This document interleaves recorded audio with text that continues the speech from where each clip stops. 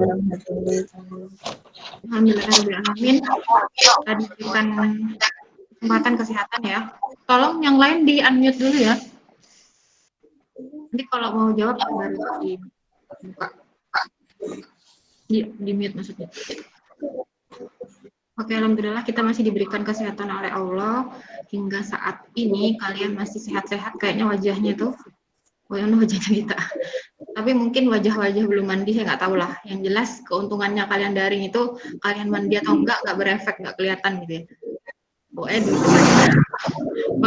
jangan-jangan waktu saya WA itu masih tidur juga nggak tahu. Yang jelas langsung ada WA ya, saya sekarang kuliah langsung bangun. Itu Jamal lagi mesti bersihin kupan kayaknya. Apa itu? Terus baru bangun tidur. Oke. Nah, yang jelas kondisi daring ini seperti yang saya sampaikan sebelumnya, mau nggak mau harus dilakukan karena untuk keamanan kalian. Terus untuk paket data selain Adit yang sudah masuk siapa? Belum, Bu. Belum ya? Oke, sampai besok ya. Kalau misalnya besok masih belum masuk, nanti akan saya sampaikan ke rektorat biar dicek. Karena memang seluruh Indonesia, jadi apa ya? Apalagi providernya beda-beda kan. Adit pakai apa kartunya? Mana Adit? Adit ke WC paling. Nah, kayak gitu. Jadi karena beda-beda antri itu yang membuat akhirnya nggak sama nyampainya. Beberapa mahasiswa fakultas lain itu juga pada protes karena teman-temannya udah pada turun tapi punya dia enggak gitu. Oke, untuk mata kuliah kita, jadi selama 1 semester ini kalian bertemu saya untuk 2 mata kuliah. Yang pertama kemarin hukum laut, dan yang sekarang itu pengelolaan dan pesisir terpadu. Mirip-mirip, nggak terlalu beda jauh sih. Intinya kalian nggak akan banyak menemukan berhubungan sama hitung-hitungan. Ada beberapa yang kayaknya menambah hitung-hitungan gitu. Nah, untuk kontrak kuliah, saya bahas dari kontrak kuliah dulu. Nah, ini kontrak kuliahnya selama 1 semester. Harapannya kuliah ini kalian bisa menguasai konsep pengelolaan pesisir secara berkelanjutan. Itu bukan pengolahan ya, Git, pengelolaan Git. Kita yang buat grup di WhatsApp itu Git. Oh iya. Bukan pengolahan ya, pengelolaan serta mampu memberikan solusi. Nah, ini yang penting. Jadi kalian bisa memberikan solusi atas permasalahan yang terjadi di pesisir Indonesia, terutama di wilayah kalian masing-masing. Hanya Lukman di Banyuwangi, yang lain di Situbondo. Di Situbondo pun banyak. Ada yang mungkin di Arjasa, ada yang di mana Besuki, ada yang di mana gitu, beda-beda. Dan masing-masing itu pasti ada permasalahan sendiri. Harapannya kalian setelah memahami konsep pengelolaan pesisir tuh kayak gimana sih? Jadinya nanti kalian bisa memberikan solusi gitu, bukan cuma paham teorinya doang. Nah, untuk diskusi mata kuliahnya, mata kuliah ini memberikan dan mengeksplorasi cara, jalan, metode membangun dan menerapkan bagaimana merencanakan dan mengelola kegiatan di pesisir. Konsep dan teknik utama perencanaan dan pengelolaan pesisir ini juga akan dicoba untuk dikenalkan dan mempelajari pengalaman dari Indonesia sendiri, kasus-kasus di Indonesia sendiri dan juga di negara ASEAN dan juga negara lain yang ada pesisirnya gitu. Karena ada beberapa negara memang yang tidak punya laut sehingga tidak punya pesisir. Nah, sebentar. Pengetahuan ini, manfaat kuliah ini, kalian nantinya kalau di tempat manapun ya, baik itu di dinas ataupun di lembaga manapun, itu pasti berhubungan dengan yang namanya pengelolaan. Kalau kalian mau berkecimpung khusus ke dunia kalian, sesuai dunia kalian waktu kuliah, di wilayah pesisir itu gitu. Baik itu mengelola lautnya itu berhubungan dengan pesisir. Baik itu berhubungan dengan masyarakatnya itu juga hubungannya dengan pesisir. Jadi penting banget ilmunya, baik kalian nanti mengelola alamnya ataupun mengelola SDM-nya. Gitu. Jadi diperhatikan betul. Nanti kita juga akan banyak survei lapangan, artinya kalian ngecek apa sih sebenarnya permasalahan yang ada di sekitar saya di pesisir itu apa sih gitu. Oh, ini capaiannya banyak sekali capaiannya. Secara rinci detailnya. Kalian mampu menjelaskan wilayah pesisir itu apa sih? Terus keunikannya area pesisir itu apa? Terus sejarah singkat pengelolaan pesisir itu kayak gimana? Mampu menunjukkan contoh isu pengelolaan pesisir, contohnya kayak pertumbuhan penduduk, terus pemanfaatan pesisir, dampak penggunaan pesisir oleh penduduk, isu administratif, contoh permasalahan pesisir di Indonesia dan negara lain. Juga mampu menjelaskan peran pemerintah secara nasional, provinsi, dan lokal dalam pengelolaan aktivitas di pesisir Indonesia. Mampu menjelaskan langkah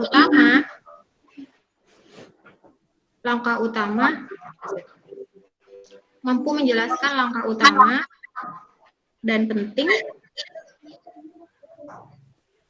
dalam proses perencanaan pengelolaan pesisir.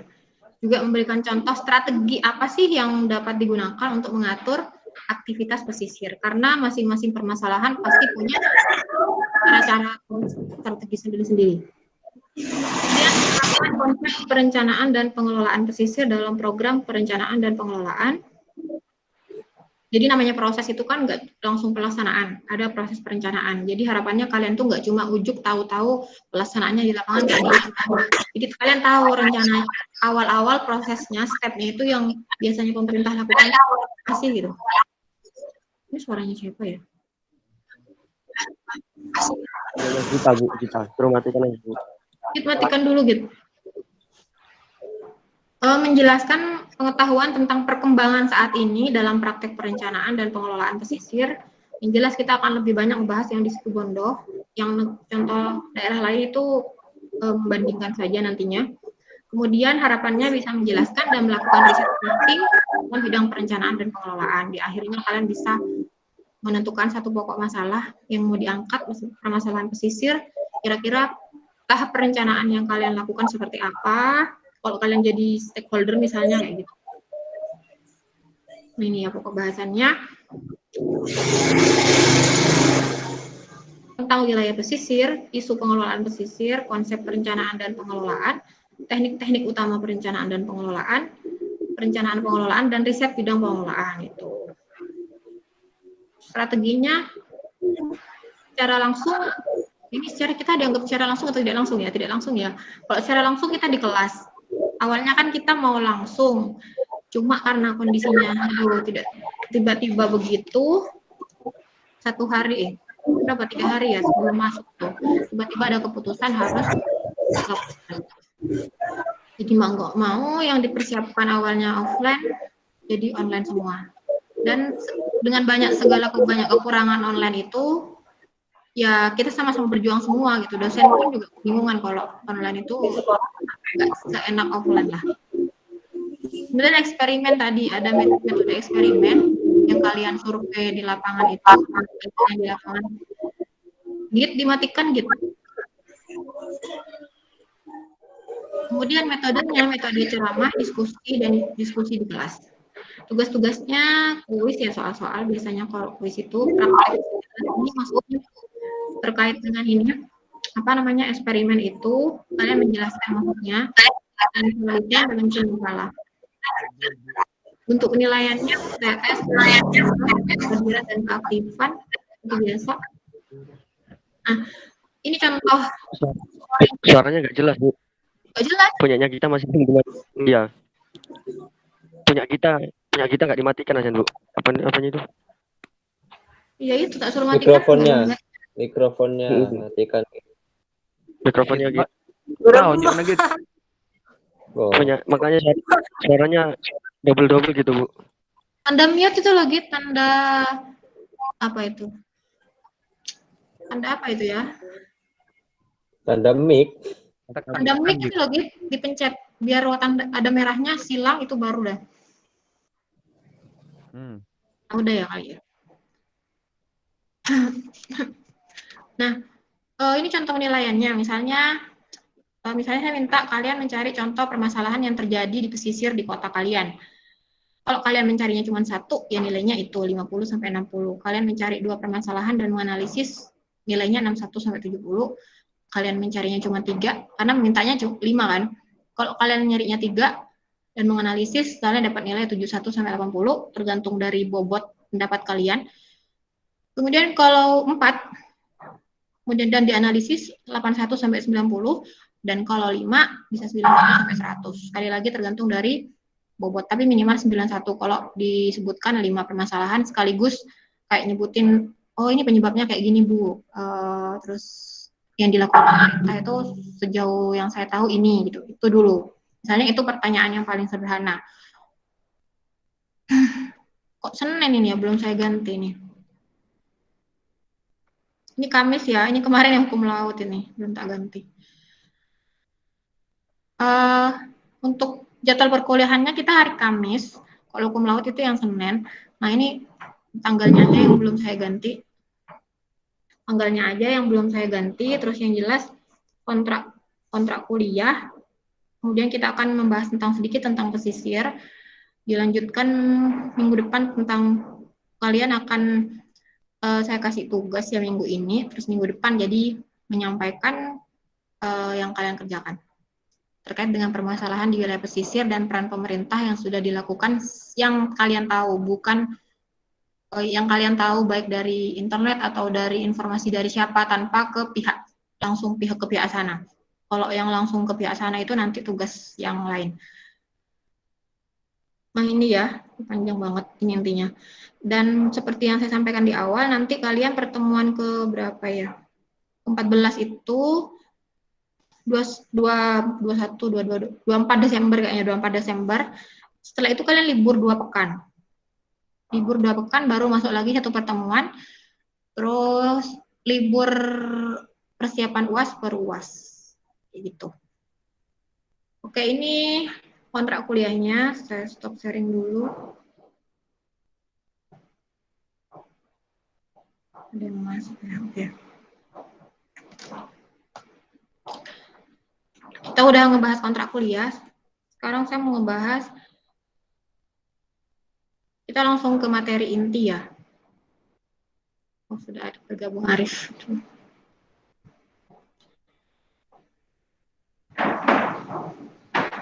Nah, dasar-dasar pengelolaan wilayah pesisir.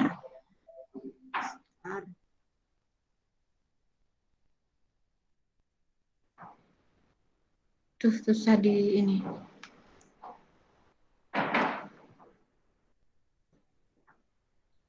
Kelihatan ya? Nggak bisa di slideshow.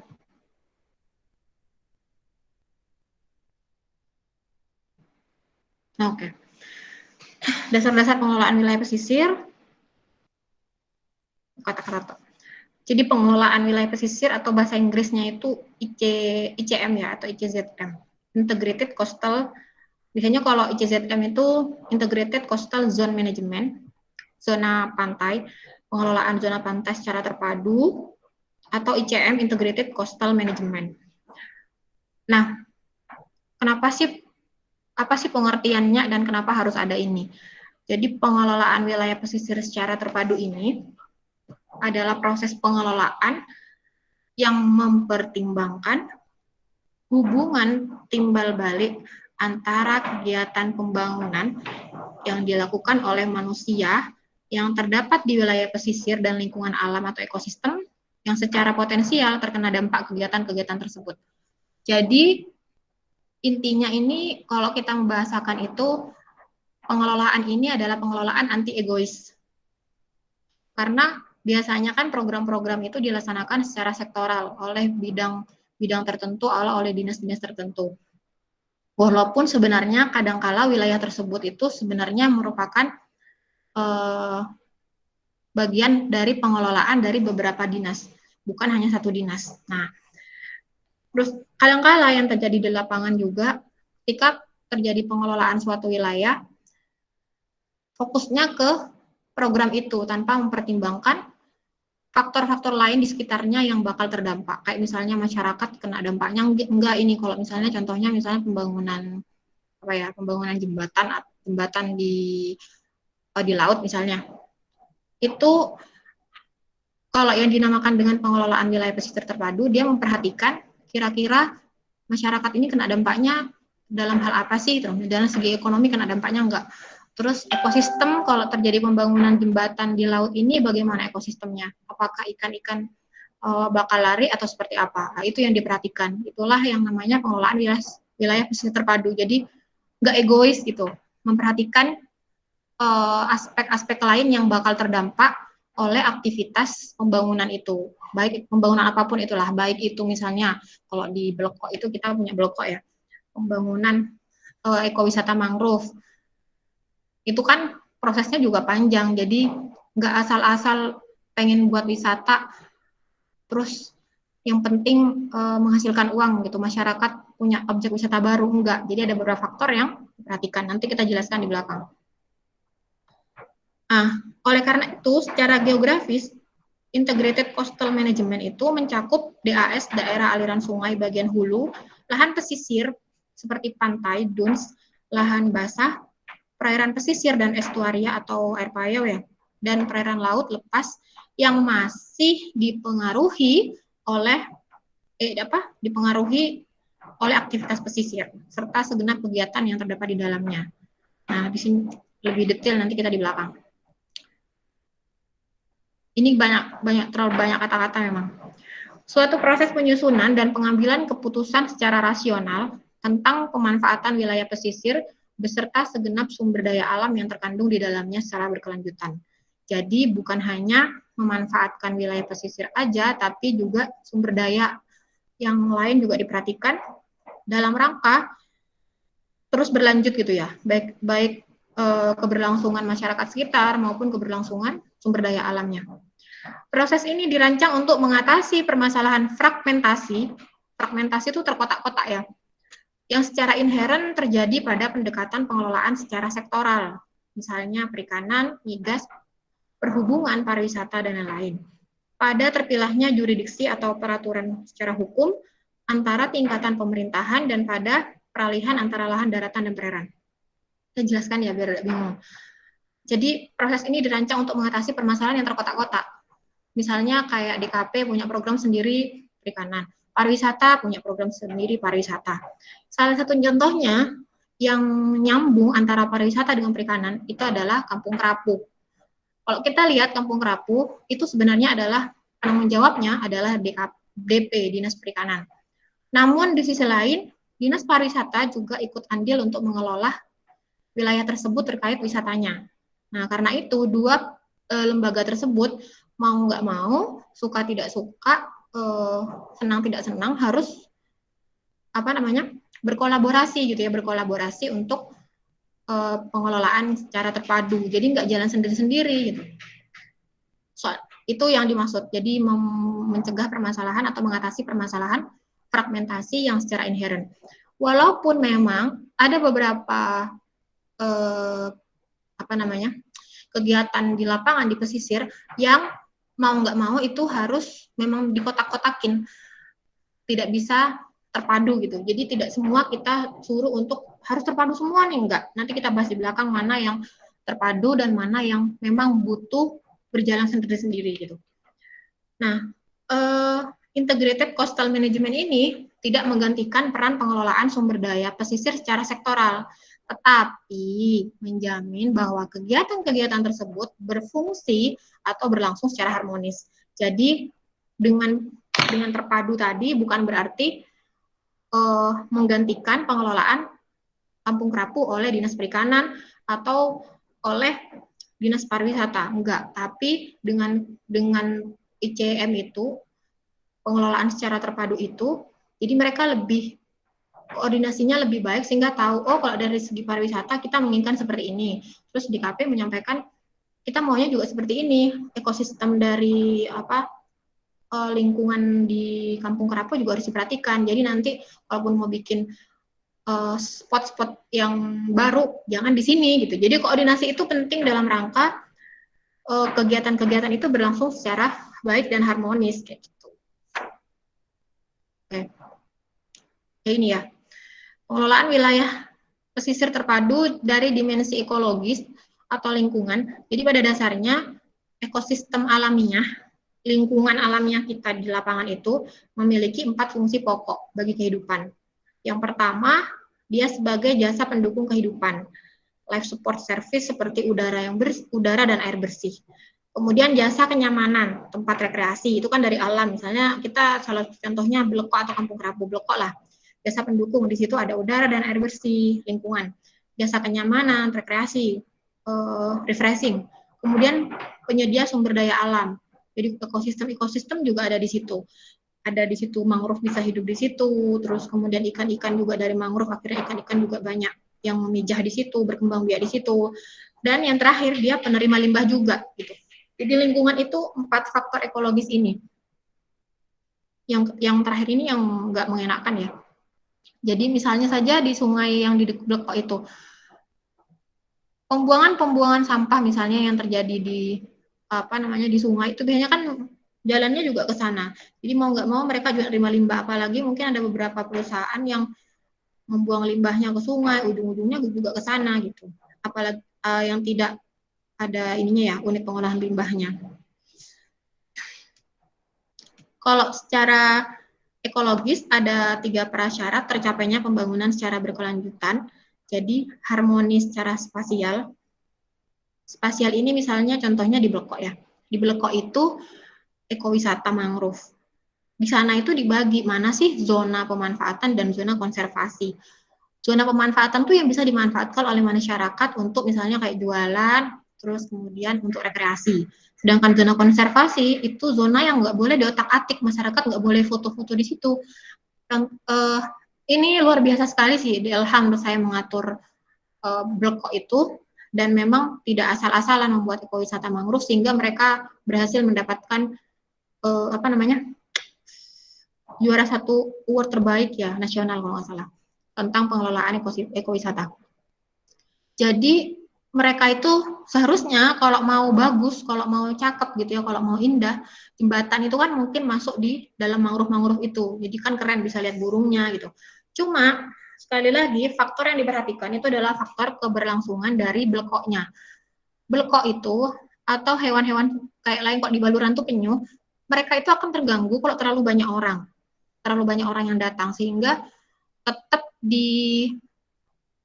diatur jumlah pengunjung itu maksimal yang bisa masuk itu berapa orang, seperti itu. Kalaupun ada paket-paket wisata pun blok DLH itu biasanya kalau nggak salah 30 orang, sekali jalan tuh 30 orang. Nah, kalau misalnya jembatan itu taruh di tengah, di antara mangrove-mangrove itu, orang berjalan di situ, pasti kan rame, mereka nggak akan diem kan, orang tuh pasti ngomong, pasti foto-foto, pasti teriak-teriak. Nah, itu akan mengganggu blekok-blekoknya. Ada yang mungkin yang masih kawin, ada yang mungkin mau bertelur, biasanya jadi terganggu atau jadi nggak bisa bertelur. Kalau penyu itu malah nggak mau bertelur kalau terlalu banyak, terlalu berisik, itu nggak mau bertelur. Jadi seperti itu, jadi harmoni spesial. Jadi dibagi mana zona pemanfaatan, mana zona konservasi. Kemudian harmoni asimilasi. Jadi total dampaknya tidak melebihi daya asimilasi. Misalnya daya tampung, kayak asimilasi kayak daya dukung lingkungan. Jadi lingkungan itu kan juga punya daya dukung ya. Saya bisa menampung, ibaratnya bak, saya bisa menampung air sebanyak berapa liter. Kalau kita kasih air melebihi daya tampungnya, maka yang terjadi adalah tumpah. Tidak maksimal, malah bisa jadi berkurang nanti yang di bak itu. Nah, kalau terkait dengan lingkungan, jangan misalnya kita mau buat suatu ekowisata, disesuaikan dengan daya dukung lingkungan tersebut. Kalau misalnya tidak disesuaikan, yang terjadi biasanya pencemaran. Misalnya nih contohnya, sudah diatur, sudah dilakukan penelitian bahwa daya dukung di Blekok misalnya kalau mau satu paket wisata itu minimal 30 orang. Terus tiba-tiba ada rombongan yang maksa 100 orang misalnya. Karena misalnya ini adalah orang penting dari jauh misalnya mau nggak mau suruh masuk. Akhirnya 100 orang itu lumayan mengganggu Blekok. Akhirnya yang terjadi adalah bisa jadi Blekoknya itu kabur gitu, sehingga tidak sesuai dengan daya dukung lingkungannya. Kalau kabur, ada istilahnya kan kalau Blekok tuh kalau pagi dia cari makan, sorenya balik. Tapi itu udah proses alaminya. Nah, lain lagi kalau misalnya proses itu karena dia stres. Nah, saya nggak tahu apakah dia balik lagi atau enggak ya setelah kabur, misalnya banyak orang yang ke situ foto-foto kan pasti ramai sekali. Itu bisa dipelajari di biologi laut tentang Blekok itu seperti apa gitu. Kemudian secara berkelanjutan itu pemanfaatan secara berkelanjutannya, misalnya kayak mangrove-nya di Blok itu juga ada program menanam mangrove kan, seperti yang pernah kalian lakukan itu. Kalian apa anak semester setelah kalian ya menanam mangrove. Nah, insya Allah Oktober ini kita juga akan mengadakan penanaman mangrove sama PLH. Penanamannya itu 5 hektar. Jadi banyak orang yang nanam, katanya sih 5 hektar mangrove. Kemungkinan itu 15.000 mangrove. Gitu. Nanti harapannya bisa kalian HMP dan lain-lain bisa ikut andil di dalamnya, semua mahasiswa. Nah, kalau dari dimensi sosial ekonomi, nah ini tadi ya, seperti yang sudah saya jelaskan. Daya dukung atau kemampuan supply sistem alam dalam menopang segenap kegiatan pembangunan. Jadi yang di Blok itu mereka akan mendapat tambahan perekonomian ya. Kalau yang dari tiket aja udah ada. Kemudian dari yang jualan-jualan kerajinan-kerajinan itu juga terbantukan dengan adanya ekowisata Blok. Namun total permintaan terhadap sumber daya alam, artinya seperti yang saya sampaikan tadi, kayak total masuknya orang berapa dan jasa lingkungan tadi itu tidak boleh melampaui dari daya dukung. Jadi emang harus ketat. Jadi apalagi ini karena terkait dengan keberlanjutan ekosistem. Kalau 30 ya 30, nggak boleh sampai 100 peserta yang masuk ke dalam blok. Kalaupun mau masuk gantian atau jalannya itu nggak sampai geruduk-geruduk barengan. Tapi misalnya jarak berapa menit baru yang sisanya masuk gitu. Dimensi sosial ekonomi membangun juga berkelanjutan masyarakat, pembangunan berkelanjutan masyarakat terkait dengan pengendalian diri dari setiap warga dunia untuk tidak merusak lingkungan. Jadi edukasinya kepada masyarakat agar mereka juga paham tidak hanya menikmati keindahan tapi juga nggak merusak lingkungan. Ini sebenarnya mungkin saya nggak mungkin lah merusak lingkungan gitu ya. Kadang-kala manusia itu atau masyarakat tuh nggak sadar bahwa aktivitas buang sampah yang mereka lakukan itu sebenarnya juga bagian dari proses untuk merusak lingkungan. Cuma mereka biasa aja, santai gitu ya, selama ini mungkin santai, nanti juga ada yang ngambil, ada yang mungut gitu. Ada yang kadang berbicara seperti itu. Nah ini yang memang membutuhkan kerja bukan hanya dari satu pihak, sekali lagi kan ICZM ya, ICM, Integrated Coastal Management, membutuhkan kolaborasi dari berbagai pihak. Kemudian diperlukan sistem peraturan dan perundangan yang berwibawa dan konsisten. Nah ini, aturan yang tidak pandang bulu ya. Jadi wes mau pejabat, mau apa yang masuk, yo maksimal segini Pak, kalau yang mau boleh masuk. Jadi meskipun Bapak pejabat dan segala macamnya, ya tetap segitu yang boleh masuk, tidak boleh melebihi itu gitu. Kemudian diperlukan penanaman etika membangun berkelanjutan bagi warga dunia. Nah ini juga masalah lingkungan pesisir itu bersifat eksternalis. Pihak yang menderita akibat kerusakan tersebut bukanlah si pembuat kerusakan, melainkan pihak lain yang biasanya masyarakat miskin dan lemah. Terkait dengan kerusakan, selain sampah juga termasuk limbah ya dari pabrik-pabrik yang apalagi tidak menggunakan unit pengelolaan limbah. Tidak diolah dulu limbahnya, itu sangat berbahaya dan biasanya yang merasakan manfaatnya, yang merasakan efeknya adalah masyarakat lemah atau miskin, kayak biasanya air gitu ya, air yang biasanya mereka pakai kayak di sungai lah, contohnya di sungai.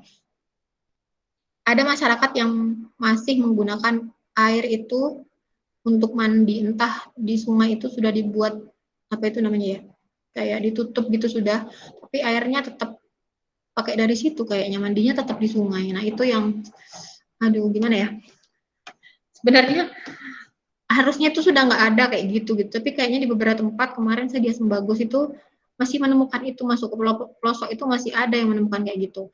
Nah kalau airnya, misalnya lah di Asam Bagus itu mereka airnya bersih, misalnya mereka nggak ada pabrik, tapi aliran sungai itu dari mana gitu, misalnya aliran awalnya itu dari hulunya itu ada pabrik yang membuang limbah, kan mereka nggak tahu gitu tuh, tiba-tiba gatel-gatel aja gitu. Nah itu yang maksudnya kenanya ke masyarakat miskin atau lemah. Karena itu memang seharusnya masyarakat yang masih mempunyai kebiasaan mandi di sungai itu juga harus sudah mulai nggak ada, sudah mulai diedukasi dan mungkin dikasih fasilitas bantuan air apa tuh namanya kayak PDAM atau jamban atau apa gitu. Kayaknya program pemerintah juga ada yang ke arah situ. Cuma mungkin tidak kena ke semuanya.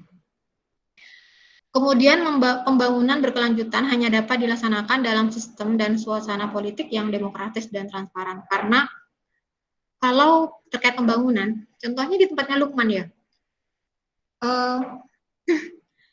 kalau mau bangun apa namanya, bangun breakwater misalnya pemerintah juga tanya ke masyarakat.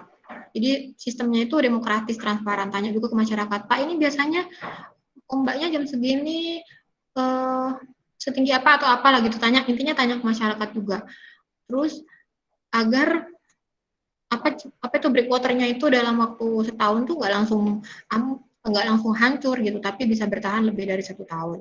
Nah, itu kan juga butuh info dari masyarakat. Biasanya masyarakat lapangan yang sudah bersahabat dengan laut itu jauh lebih tahu jam-jam berapa, terus tingginya segimana, terus arah anginnya, terus yang nggak bisa melaut itu bulan-bulan apa, yang itu biasanya lebih tahu mereka karena sudah kayak menyatu dengan alam gitu. Nah, karena itu pentingnya demokratis dan transparan itu biar mereka itu tidak hanya mengandalkan pendapat persepsi mereka sendiri gitu, walaupun mereka pihak-pihak terkait itu juga melakukan penelitian. Cuma komunikasi dengan masyarakat sekitar itu juga tetap butuh dilakukan, apalagi terkait dengan kebijakan-kebijakan yang bersifat sosial. Jelas membutuhkan pendapat masyarakat sekitar. Nah, dan tanpa kondisi politik yang demokratis dan transparan, laju kerusakan lingkungan akan melangkah lebih cepat ketimbang upaya pencegahan dan penanggulangan. Nah, ini ya, pesisir. Nah, kita beralih ke pesisir itu apa sih? Kira-kira kalau kalian pahami, pesisir itu arahnya gimana? Pesisir itu dari mana ke mana kalau kalian tahu? Kalau yang kalian ketahui, pesisir itu apakah di pantai ataukah berapa meter dari pantai gitu? Ada yang mau jawab?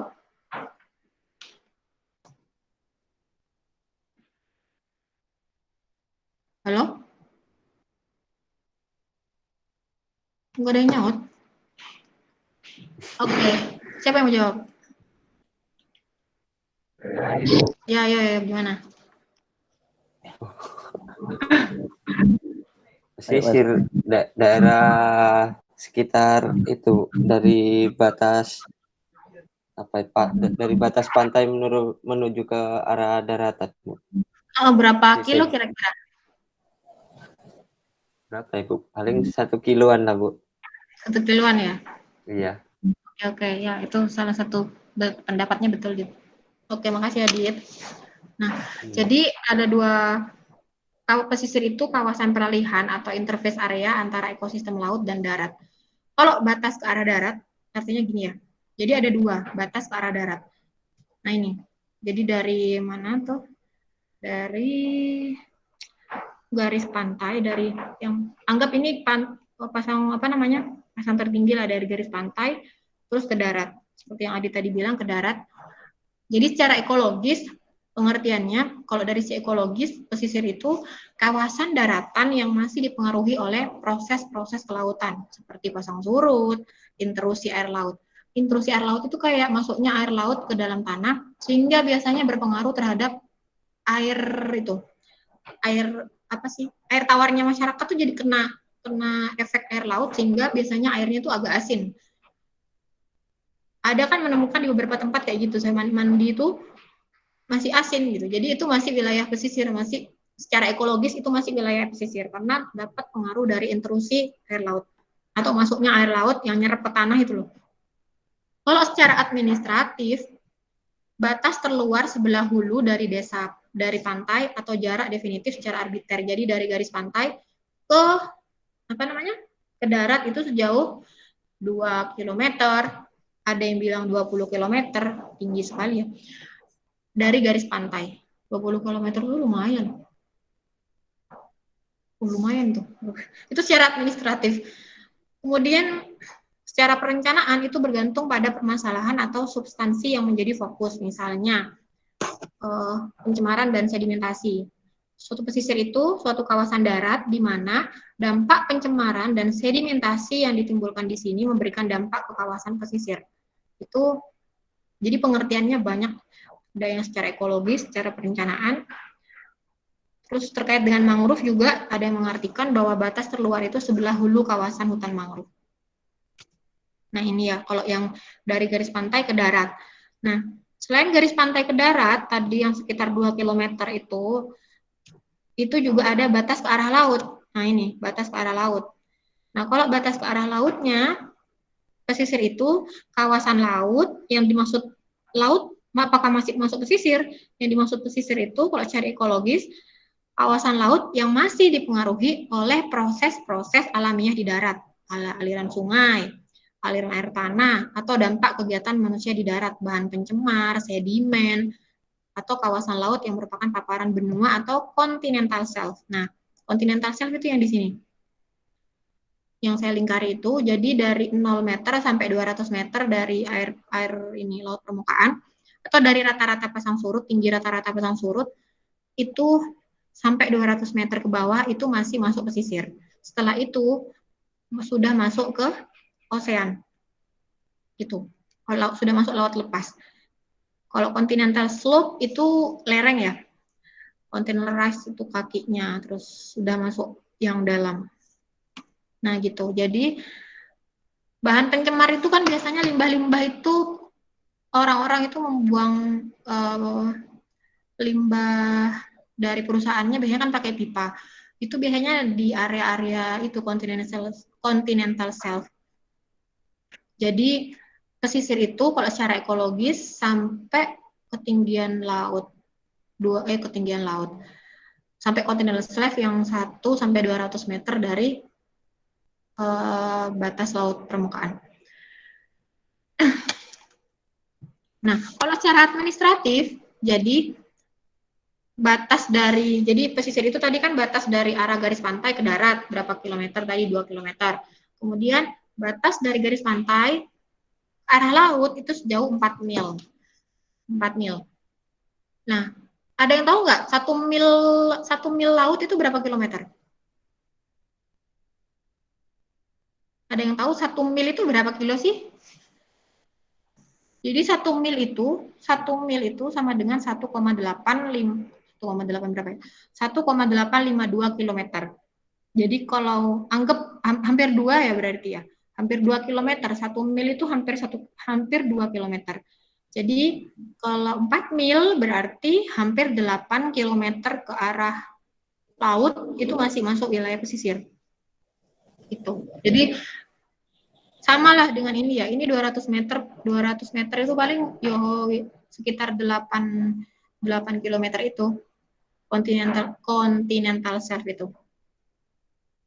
Nah, kalau secara perencanaan yang dimaksud pesisir itu bergantung pada permasalahan atau substansi yang menjadi fokus pengelolaan wilayah pesisir. Contohnya suatu kawasan laut yang masih dipengaruhi oleh dampak pencemaran dan sedimentasi dari darat. Kemudian yang mangrove itu juga yang masih dipengaruhi oleh detritus dari mangrove. Intinya sampai ini biar kalian paham, sampai ini nih batasnya sampai continental shelf. Kalau yang dari garis pantai ke arah laut. Jadi pesisir itu ini ya tadi batas dari garis pantai ke darat sejauh 2 km. Kalau pengertian secara umum biar mudah memahami, yang daerah-daerah yang masih terkena imbas dari air laut, misalnya airnya masih terasa asin, itu masih masuk wilayah pesisir. Nah itu ke darat, terus kemudian ini yang ke laut. Kayak ini yang ke laut ya, yang ke arah laut. Batas yang ke arah laut itu sampai 4 mil atau sampai continental shelf, sampai ini. Batas kontinen. Itu terkait dengan batas wilayah pesisir. Kemudian masyarakat pesisir. Definisi masyarakat pesisir, orang atau sekelompok orang yang bermukim di wilayah pesisir dan atau memiliki mata pencaharian yang berasal dari sumber daya alam atau jasa-jasa lingkungan pesisir lautan. Jadi kalau secara basis tempat tinggal, Setiap orang yang tinggal di wilayah pesisir itu ya masyarakat pesisir, kayak Alif itu ya masyarakat pesisir ya. Lukman tuh pesisir ya, Man? Pesisir, Bu. Pesisir ya. Jamal juga kayaknya pesisir ya. Banyak orang pesisir. Nah, kalau berdasarkan basis mata pencaharian, yang dimaksud masyarakat pesisir itu adalah nelayan, petani ikan, budidaya air payau atau tambak, budidaya laut, pemilik atau pekerja industri pariwisata, pemilik atau pekerja perusahaan perhubungan laut, pemilik atau pekerja pertambangan dan energi, pemilik atau pekerja industri maritim. Jadi mau dia aslinya itu rumahnya bukan pesisir, tapi kalau pekerjaannya itu berhubungan dengan pesisir, itu dikatakan masyarakat pesisir. Berdasarkan pengertian ini basis mata pencarian. Jadi kalau misalnya masyarakat pesisir itu apa? Ya tergantung kok. Kalau tergantung dari segi mana kita melihatnya. Kalau kita mau melihat dari segi mata pencarian, ya orang-orang ini yang disebut dengan pesisir, nelayan dan lain sebagainya itu. Kalau dari segi tempat tinggal, orang yang tinggal di wilayah pesisir itu adalah masyarakat pesisir. Tapi biasanya kita lebih seringnya menganggap yang secara umum ya pengertian masyarakat pesisir itu adalah yang pertama. Jadi yang mereka yang tinggal di pesisir, mau dia pekerjaannya di bank, mau pekerjaannya dia di kampus, mau pekerjaannya dia dimanapun, pokoknya dia tinggal di pesisir, ya udah dia disebut masyarakat pesisir. Kadang-kala kan seringnya kayak gitu, orang secara umum menilai yang A, tapi sebenarnya pengertiannya bisa lebih luas sampai yang B ini tadi, yang basis mata pencarian. Nah, ini ya batas wilayah kontinental, jadi sampai ini ya continental shelf. Pesisir itu sampai sini. Sampai 200 meter ini dari sini, dari laut permukaan. Nah, ini baru open sea atau laut lepas. Ini nyambung sih sama hukum laut ya, kalau yang open sea. Nah, ini yang open sea nanti kita bahas di hukum laut. Nah, ini continental shelf yang tadi, terus ini slope lerengnya, terus ini kakinya abyssal plain. Karena ini juga mana ya? Enggak deh, nanti di belakang kayaknya. Dan masing-masing kontinen ini, kaki kontinen, lereng kontinen itu kekayaan alamnya beda-beda. Termasuk kekayaan dari mineral-mineralnya juga berbeda-beda. Nah, kalau ini dari sisi biologis, dari sisi biologi, kalian sudah pernah mempelajari kayaknya sama Bu Anita yang terkait dengan biologi laut. Di wilayah-wilayah pelagik itu hewannya apa aja sih gitu ya. Terus di epipelagik itu apa sih, terus oceanic, bentik, itu sudah dipelajari semua.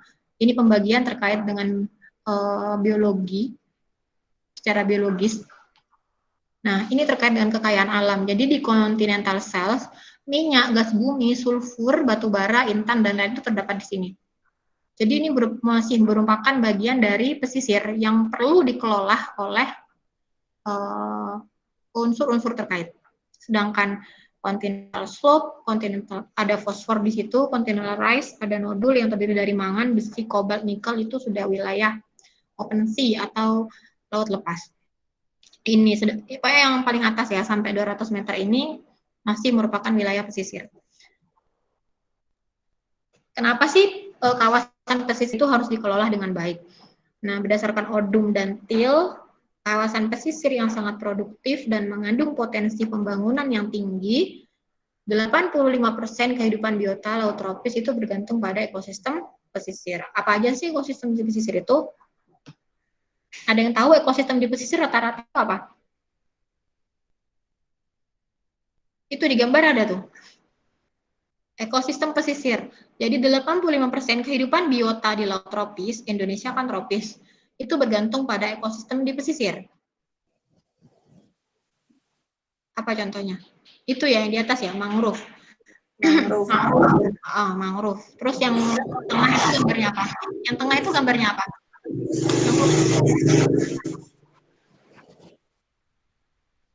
Gambarnya lamun. Terus yang bawah itu terumbu karang. Dan mangrove, lamun, terumbu karang itu masih ada di wilayah-wilayah kawasan pesisir yang ketinggiannya masih 0 sampai 200 meter. Jadi Kenapa penting? Karena ada faktor-faktor penting ini loh gitu. Karena ada kekayaan luar biasa ini loh. Kenapa harus dikelola dengan baik? Karena sumber biota laut tropis itu ada bergantung pada ekosistem pesisir. Kayak ikan-ikan, nggak mungkin ikan-ikan itu melakukan pemijahan di laut lepas. Jadi dia melakukan pemijahan, apa tuh namanya, mendidih, memberi makan anaknya dan lain-lain yang kecil-kecil itu di mangrove, di terumbu karang kayak gitu, pijahannya di tempat-tempat itu.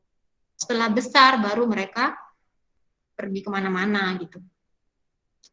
Nah, coastal zone itu juga menyediakan 40 atau pantai pesisir menyediakan 43% dari makanan atau kebutuhan makanan ekosistem yang ada di dunia. Makanya menjadi tempat yang paling baik untuk pemijahan ikan-ikan ya, kayak mangrove gitu. Terus ada yang mengatakan juga hasil penelitian secara ilmiah, kalau adanya mangrove itu dia bisa menetralisir adanya logam berat. Jadi kayak menyerap logam berat tuh. Mungkin bisa dilakukan penelitian oleh bagian kimia yang berhubungan dengan kimia-kimia ini. Kalau kalian mau juga bisa. Dan rata-rata hasil tangkapan ikan itu berasal dari laut, dangkal, atau pesisir. Karena itu kenapa penting banget untuk dikelola.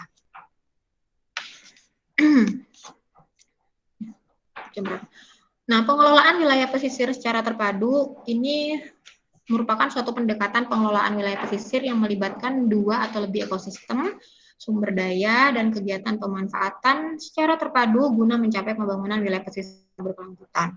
Jadi bukan hanya ekosistem aja, tapi juga sumber dayanya. Sumber daya manusianya yang penting ya. Misalnya sumber daya manusia, kalau kita di lembaga itu antar lembaga sumber dayanya. Misalnya DKP dengan dinas pariwisata, ekosistemnya itu ekosistemnya yang kalau di Kampung Kerapu itu kayaknya cuman nggak ada ini ya. Nah, cuma ada KJA kayaknya ya, nggak ada mangrove kan di situ. Ada mangrove ya? Nggak ada kayaknya. Dan kegiatan permanfaatan pembangunan secara terpadu kayak pembangunan jalannya itu juga disepakati antar sumber daya manusia yang tadi yang ada dalam lembaga dinas perikanan dan juga dinas pariwisata tadi. Nah, keterpaduan mengandung 3 dimensi. Yang pertama sektoral, bidang ilmu, dan keterkaitan ekologis. Yang pertama sektoral. Jadi perlu ada koordinasi tugas, wewenang dan tanggung jawab antar sektor atau instansi secara horizontal dan vertikal. Misalnya kalau secara horizontal itu antara dinas perikanan dan juga dinas Kampung Kerapu ya contohnya, dinas perikanan, kemudian dinas pariwisata.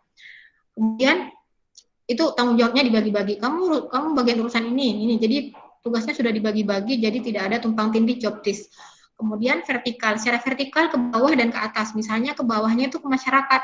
Oh iya, jadi mereka yang dilibatkan dalam pengelolaan Kampung Kerapu misalnya.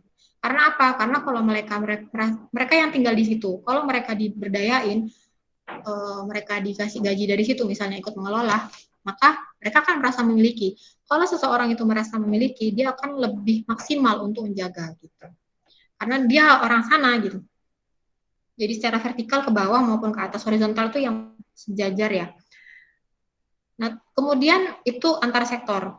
Jadi kerjasama antar sektor. Kemudian yang kedua bidang ilmu. Nah, pengelolaan dilaksanakan atas dasar pendekatan interdisiplin ilmu. Jadi ada ilmu ekonomi, ekologi, teknik sosiologi, dan hukum lainnya yang relevan. Misalnya untuk mengurusi Kampung Kerapu atau Blekok, tidak cukup orang teknik yang misalnya kayak teknik pembangunannya kayak apa nanti. Bukan cuma orang ekonomi, bagaimana masyarakatnya nanti, tapi juga ada orang ekologi yang memahami, wah ini nggak bisa nih Blekok ini kalau misalnya jembatannya ditaruh di tengah-tengah, Blekoknya bisa kabur nih. Nah itu kan ekologi yang tahu.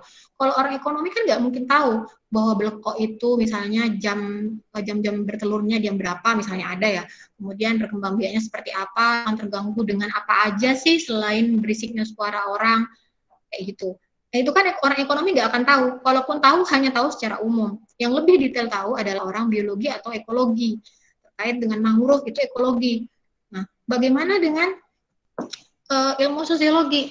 Nah, ketika membangun wisata mangrove di Blekok itu, ada masyarakat sekitar yang sudah lama tinggal di sana. Mereka itu sudah punya usaha kerajinan sudah lama dan sudah dikirim ke berbagai tempat dan penghasilannya sudah banyak. Ketika ada ekowisata mangrove, mereka diminta untuk ikut mengelola ekowisata, salah satunya dengan memasukkan kerajinan-kerajinannya di mangrove di ekowisata itu. Mereka kan jualan di pinggir-pinggir itu. Nah, bagi sebagian masyarakat, mereka nggak akan mau karena belum tentu penghasilannya sebanyak saya kalau jual di luar gitu. Nah, butuh orang sosiologi untuk mengatur masyarakat yang seperti ini. Gimana nih solusinya biar masyarakat mau ikut mengurus dan berkontribusi di dalam ekowisata mangrove kayak gitu. Terus dalam wilayah hukum misalnya terkait wilayah atau terkait sama di situ kan juga ada perusahaan ya. Nah, itu bagaimana koordinasinya, terus hukumnya mengatur seperti apa kalau misalnya hak dan kewajiban yang harus dilakukan oleh perusahaan yang otomatis dia ada limbah itu bagaimana hubungannya dengan ekowisata ini gitu. Jadi tidak mungkin ekowisata itu hanya bisa diurus oleh satu orang disiplin. Jadi harus berbagai disiplin ilmu kayak gitu. Kemudian yang keterkaitan ekologis. Jadi memperhatikan segenap keterkaitan ekologis seperti yang tadi. Jadi antara mangrove, terus kemudian blekoknya, terus kemudian kebutuhan manusia untuk ekowisata disesuaikan dengan blekok nggak bisa terlalu banyak mendengar suara bising manusia. Jadi nanti manusia diatur segini-segini. Itu juga keterkaitan secara ekologis. Untuk perencanaan terpadu, jadi mengkoordinasikan dan mengarahkan berbagai aktivitas dari 2 atau lebih sektor dalam perencanaan pembangunan dalam kaitannya dengan pengelolaan wilayah pesisir dan lautan. Juga merupakan, ini perencanaan ya, terkait perencanaan. Jadi mengarahkan aktivitas, jadi di perencanaan awal itu udah diarahkan nanti kita ini memperhatikan keberlangsungan ekosistem dan juga masyarakat di sekitar ya gitu. Jadi dari perencanaan aja dipikir. Jadi pengelolaan secara terpadu bukan hanya dipikirkan ketika ada kasus gitu ya. Oh iya ternyata ini begini, oh berarti kita gini gitu. Bukan, tapi dari awal sebelum program itu dibuat, sebelum rencana itu dibikin, sebelum kegiatan itu dibikin, maka perencanaannya juga harus dipikirkan. Nanti masyarakatnya harus mendapatkan seperti ini, begini gitu. Jadi panjang prosesnya itu. Perencanaan terpadu juga merupakan suatu upaya yang terprogram untuk mencapai tujuan yang dapat mengharmoniskan dan mengoptimalkan antara kepentingan untuk memelihara lingkungan, keterlibatan masyarakat, dan pembangunan ekonomi. Jadi titik tekannya itu di sini ya, memelihara lingkungan yang harus diperhatikan dalam merencanakan sesuatu, memelihara lingkungan. Lingkungan akan kena efeknya enggak nih? Efeknya kayak gimana nih? Keterlibatan masyarakat sekitar dan pembangunan ekonomi. Jadi kalau misalnya ada suatu wisata baru, tetapi masyarakat malah jadi semakin miskin atau semakin masyarakat sekitar menjadi semakin terpuruk, maka berarti ada yang salah dengan program tersebut gitu. Jadi tidak terpadu. Harusnya program yang terpadu itu ketika dia bisa memelihara lingkungan, membuat lingkungan semakin dan ekosistemnya menjadi baik, tetap minimal tetap baik lah, tidak jadi buruk atau lebih baik. Kemudian keterlibatan masyarakat dan pembangunan ekonomi. Ini salah satu contohnya yang luar biasa, saya ngacungi jempol itu Jepang ya. Kita banyak belajar sih dari negara Jepang itu. Jepang itu membuat reklamasi, membuat bandara kalau nggak salah, bandara yang mengambil, karena mereka lahannya kan sempit ya, Jepang itu kan kecil. Mereka membuat bandara, diuruk lah di pesisir itu, di lautan itu, dan mereka memperhatikan di pinggir-pinggir itu gimana caranya nanti ikan-ikan itu banyak di situ. Jadi pakai apa ya, alatnya itu pakai alat khusus. Kalau nggak salah batu-batunya yang dibikin untuk menyusun itu adalah batuan-batuan yang memancing pertumbuhan dari tanaman tertentu, di mana ikan-ikan itu nanti bisa hidup dengan baik di situ gitu. Jadi sampai seperti itu memikirkannya mereka yang di Jepang itu. Dan itu harusnya menjadi contoh ya buat kita, tidak egois hanya sekedar melaksanakan kegiatan utama gitu. Dan itu jadi kayak semacam wisata jadinya, ke bandara itu jadi ngeliat ikan-ikan yang di pinggir-pinggir bandara itu yang di batasnya itu. Kemudian keterpaduan juga diartikan sebagai koordinasi antara tahapan pembangunan di wilayah pesisir, contohnya pengumpulan dan analisis data, perencanaan, implementasi, dan kegiatan konstruksi. Jadi ada bagian yang mungkin khusus mengumpulkan analisis data atau mengumpulkan data, ada yang bagian rencana, implementasi, konstruksinya. Nah, itu harus koordinasi semua. Jadi kalian dari sekarang juga harus mulai koordinasi yang baik dari organisasi yang kalian ikutin, misalnya HMP.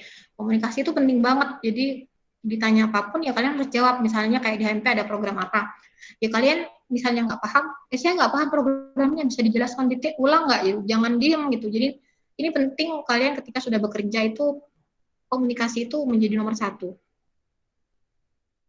Perencanaan dan pengelolaan wilayah pesisir secara sektoral. Nah, ini yang saya maksud tadi, ada beberapa hal yang memang harus terkotak-kotak, tidak bisa terpadu. Contohnya, seperti perikanan tangkap, tambak, pariwisata yang khusus ya, pelabuhan, industri minyak, misalnya saja. Jadi ini harus jauh gitu loh, nggak boleh dalam lokasi yang lokasi berdekatan, misalnya saja minyak, misalnya tambang minyak, itu kalau misalnya dekat dengan usaha tambak, kan dapat mematikan usaha tambak, penangkapan ikan atau pariwisata pantai dan membahayakan kesehatan manusia. Jadi pengelolaannya itu tetap secara sektoral. Jadi gini, pengelolaannya itu tetap secara sektoral, cuma tetap ada koordinasi di dekat tambang minyakmu itu loh, di berapa kilometer dari sana itu ada KJA. Jadi nanti diusahakan limbahnya itu tidak sisa-sisanya itu tidak mengotori atau tidak terbuang langsung ke sana kayak gitu misalnya, itu juga diatur. Cuma pengelolaannya tetap secara sektoral, jadi tidak ada campur tangan. Misalnya yang minyak itu diurus juga oleh dinas pariwisata, ya enggak, karena nanti pasti akan konflik gitu, rawan konflik gitu. Kalau yang Kampung Kerapu tadi kan di situ ada sektor-sektor perikanannya, ada sektor wisata, jadi memang harus dikelola sama. Tapi untuk misalnya kayak tambang minyak, ya itu dikelola oleh sendiri. Cuma tetap walaupun sektoral, tapi dia tetap memperhatikan lingkungan sekitar. Cuma koordinasinya ini tidak tidak serutin atau tidak sedekat atau tidak sesering koordinasi misalnya antara DKP dengan Dinas Pariwisata yang lokasinya itu jadi satu gitu, cuma dua pengelola gitu. Tapi tetap semuanya berbasis pengelolaan pesisir terpadu walaupun dikerjakan hanya satu sektor. Nah, terkait dengan lautan itu kan yang sampai 200 meter tadi merupakan bagian dari wilayah pesisir. Kenapa? Karena lautan merupakan satu kesatuan dari permukaan, kolom air sampai ke dasar dan bawah laut, dan dasar laut. Bedanya dengan pengelolaan pesisir yang di daratan itu, hanya ruang lingkupnya pengelolaannya saja. Nah, kalau wilayah pengelolaan pesisir, ini kawasan daratan sampai lautan, tapi sampai 200 meter aja, sedang pengelolaan lautan yang secara umum, itu pengelolaan laut yang di paparan benua atau yang di laut lepas. Tapi yang kali ini yang kita bahas itu yang berkaitan sama pesisir. Nah ini, pengelolaan terpadu, minimalisasi dampak kegiatan manusia, seperti penurunan konflik, optimalisasi pemberdayaan ruang, memadukan keserasian untuk semua sektor pembangunan. Ini prinsipnya ya, prinsip pengelolaan wilayah pesisir terpadu, keterpaduan antara ekosistem darat dan laut, disiplin ilmu udah dijelaskan tadi, desentralisasi pengelolaan, pusat pengelolaan, jadi mesti ada PJ, penanggung jawab umum, tidak semua ikut menjadi jawab, konsistensi pembiayaan, nah itu pembiayaannya juga dari mana, konsistensi perencanaan, peranata kelembagaan, peranata dan penegakan hukum, pengakuan terhadap hak masyarakat, keterpaduan antar lembaga atau sektor. Nah, kalau secara hierarki, cara pengelolaan pesisir, maka Bapeda provinsi itu yang mempunyai map atau tujuan secara umum.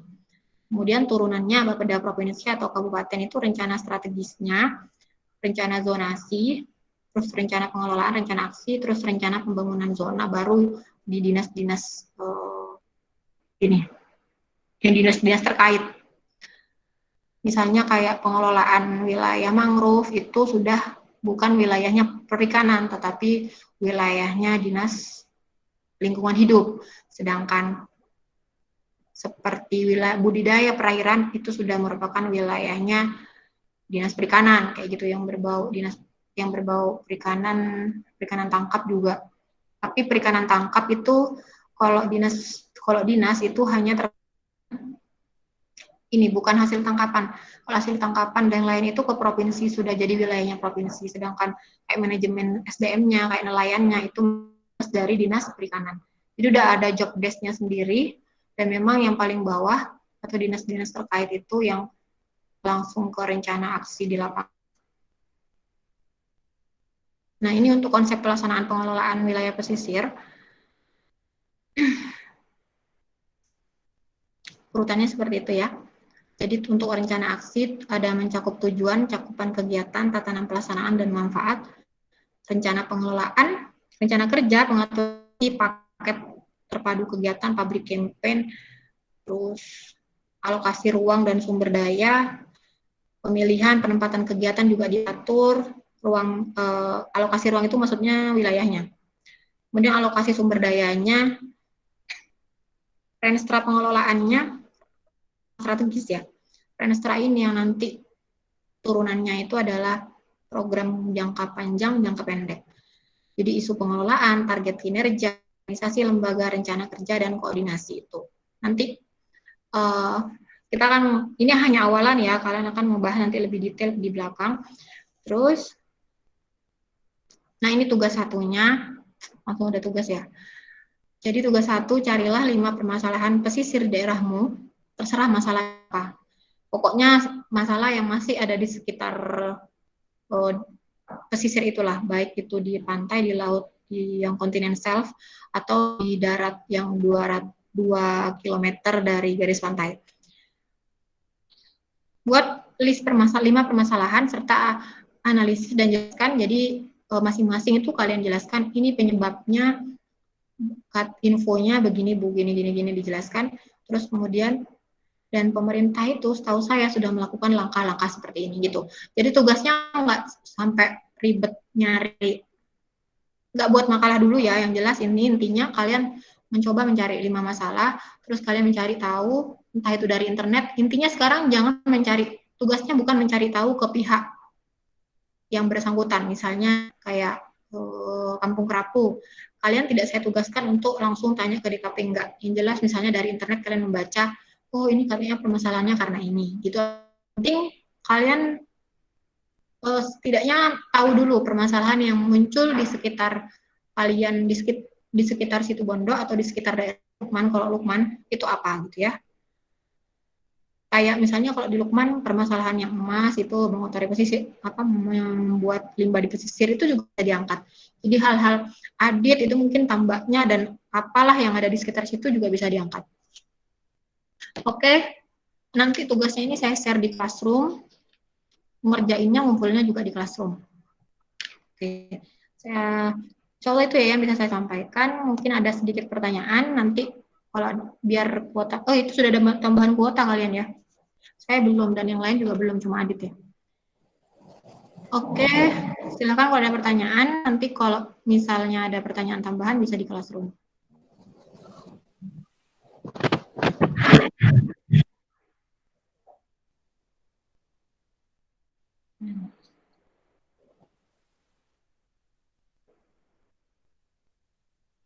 Ada yang mau ditanyakan?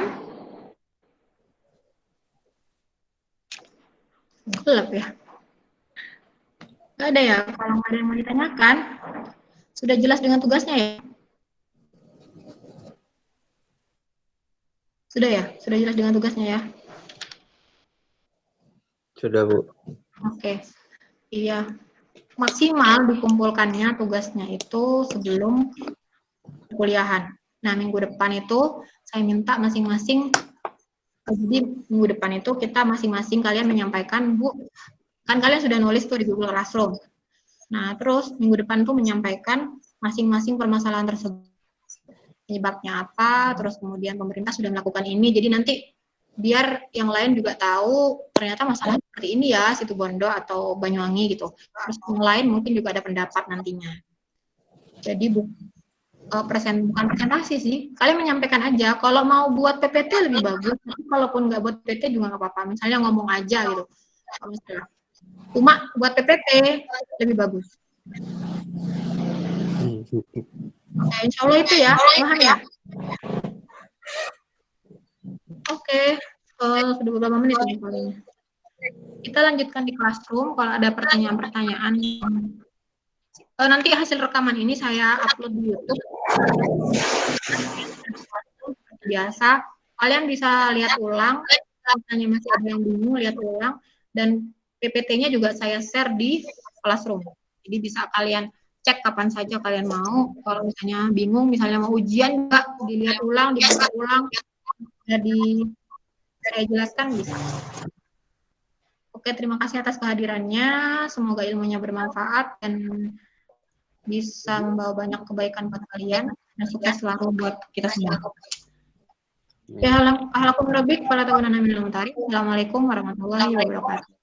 Waalaikumsalam warahmatullahi wabarakatuh.